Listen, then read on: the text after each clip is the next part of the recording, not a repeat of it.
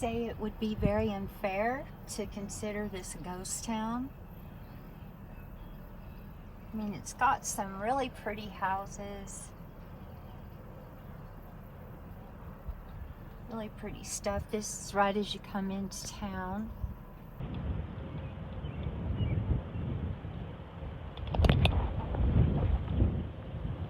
Now, when I was just researching for something fun to come look at, something cool to show you guys that was nearby where I'm staying right now,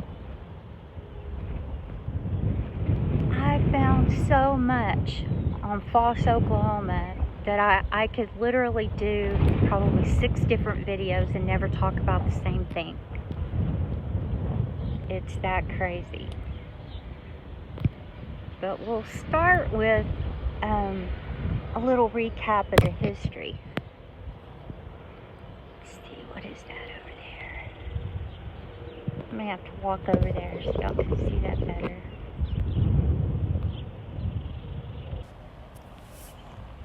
Located in Ouachita County, Oklahoma, Foss was established in the late 1890s. It was named after the early postmaster J.M. Foss.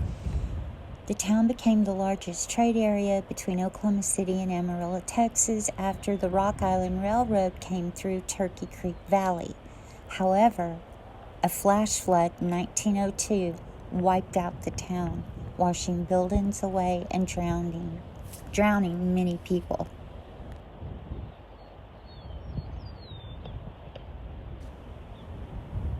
As of 2010 census, the town's population was 151. Now, I'm sure it's more than that now.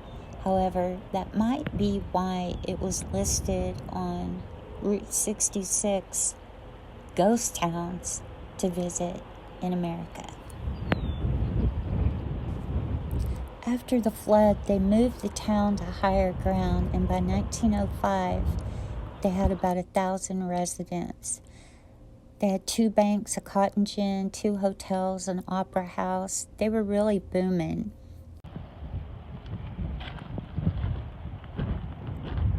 So right as you come into town, we've got some really cool stuff to see. It's very windy today. I know you can't tell by looking at those trees, but it is. And I hope that you can't hear the wind. Wow. I guess this is the original jail. I don't know if this is from the early 1900s or the late 1800s, but wow.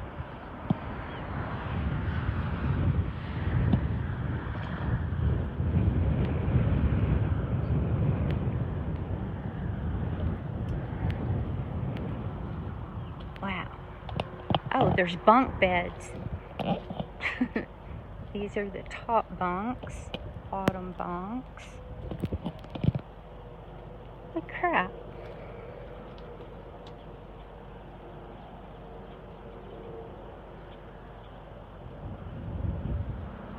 That is something else. I call top bunk.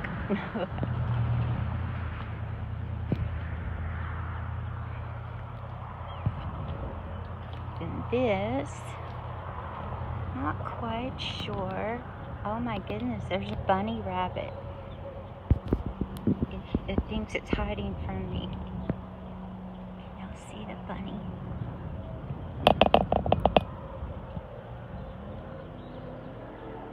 Hey little bunny. It looks like a pet bunny. Well, I didn't expect to see a bunny rabbit. Oh, there it went. There it goes. It says, I'm going home. Anyway, getting back to this.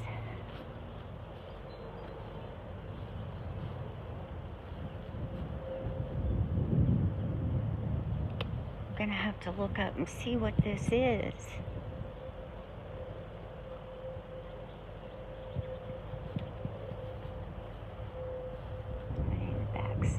jail.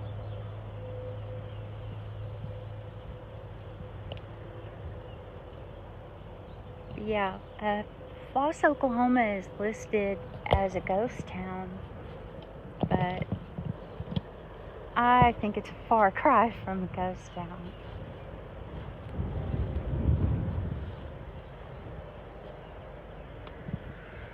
Let's see what this is.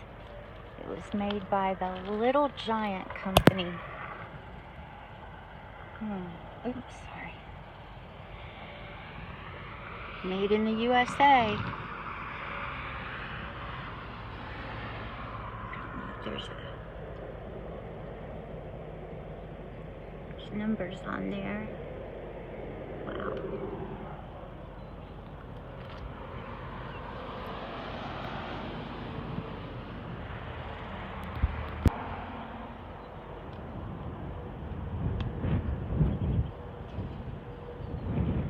Well, they really built stuff to last, you know.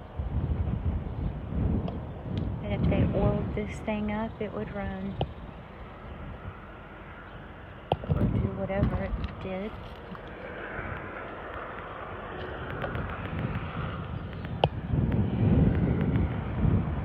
Does anyone know what this is?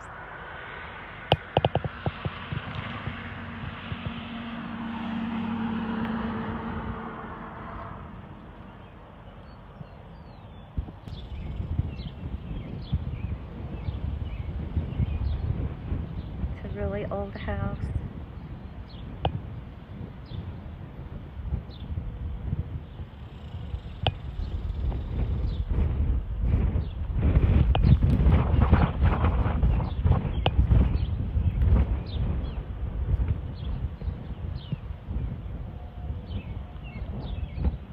Tell it's election year.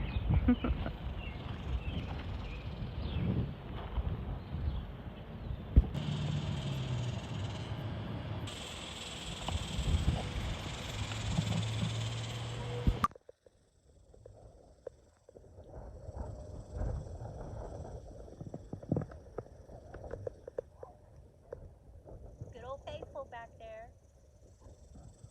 Nice. Lots of history here. And just all these mysteries, all these old buildings. And there's even the Native American history where before Foss became a town, which it was named a whole different name before Foss, and I'll put that on the screen. It's some man's name spelled backwards, but anyway, they actually, you know, once the Native Americans ran out of their homeland, and we know lots of tribes came and settled in Oklahoma.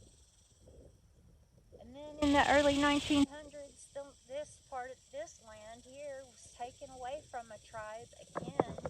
I believe it was the Cheyenne. And maybe the Sioux, but I know the Cheyenne. And once again, that's a whole nother story, another video I'll probably do. But anyway, for right now, let's concentrate on Foss is really a town that, to me, is like a phoenix out of the ashes. I mean, some people say it was cursed because it's a town that should have never existed at all.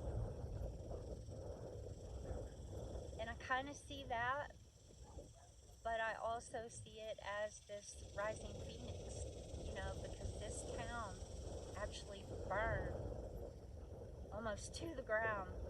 Not once, not twice, but 3 times. And before the fires, years earlier, it completely flooded. So old buildings to the original town are underneath the lake.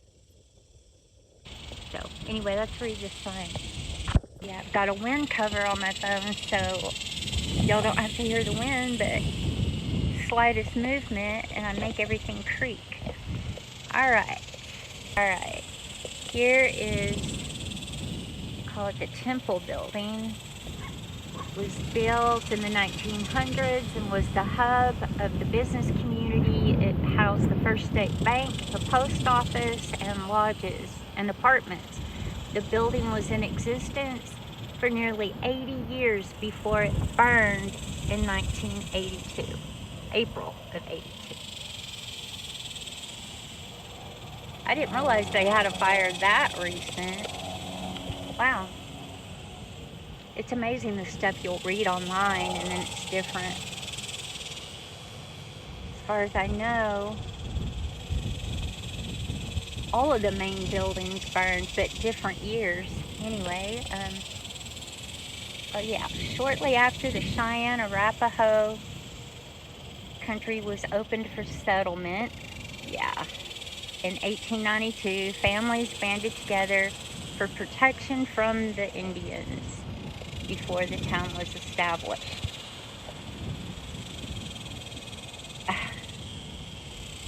Okay. Yeah, whole nother video. Yeah.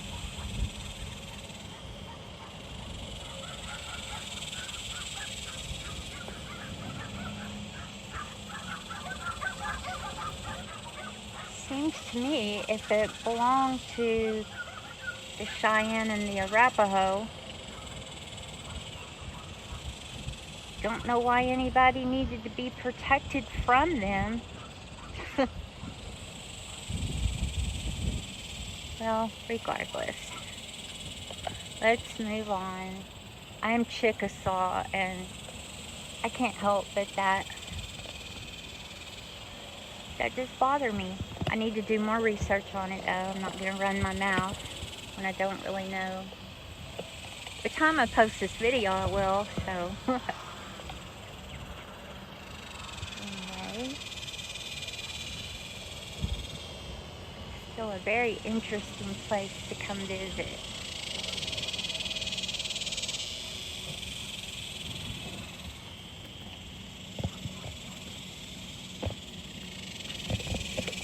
Bench of Honor.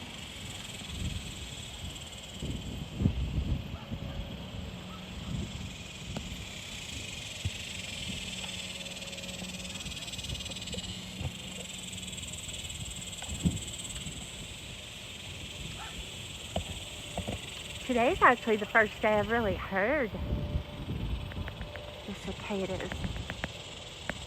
It's so weird. When I was a kid growing up, I lived in West Texas. We called those locusts.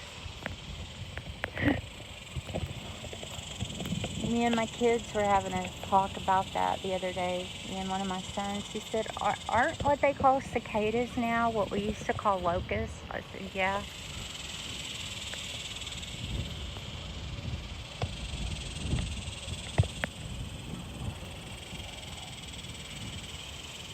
Anyway.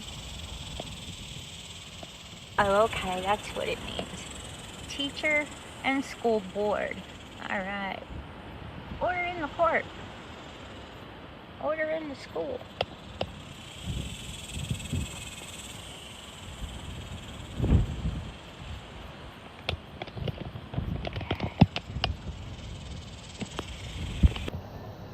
That's weird. I used to live on Madison in a different town though.